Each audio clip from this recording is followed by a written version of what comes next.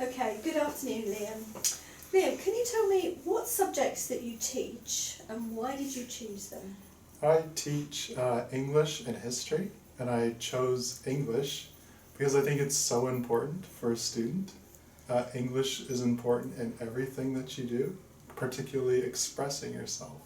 And teaching English is a great way to also teach students the tools that they can use to express themselves in the classroom and outside the classroom as well when they get employment afterwards.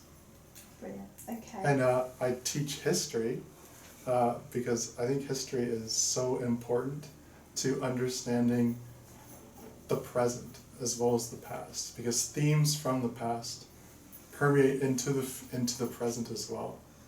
And it's important for students to learn the critical thinking skills that they get through studying history, particularly now, when misinformation is so prevalent in the media.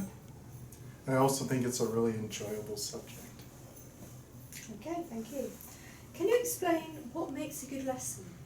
I think what makes a good lesson is engagement with the students. I've had students who were very much tactile learners, so they like to learn by making things.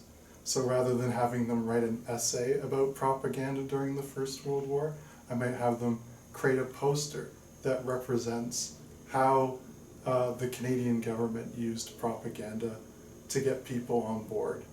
But if I do have students who are more engaged by doing individual research or reading a text, I think incorporating that into a lesson is also very important. I think it's also important, though, that a lesson reflect what is expected to be taught in Ontario. That's through the curriculum documents. But it also should be something that a student can relate to at the same time. Okay, thank you. And finally, what attracts you to teaching in England? What attracts me to teaching in England, I think, is maybe my philosophy around teaching. I really enjoy teaching history by getting students to actually leave the classroom and experience it in person. And England is so full of resources like that. You can just leave the school and be in a town that's maybe hundreds of years old that has history from all kinds of time periods that you can get students to go and experience. So I think it would be really enjoyable to go somewhere like England and teach that way. Okay, thank you very much. Thank you.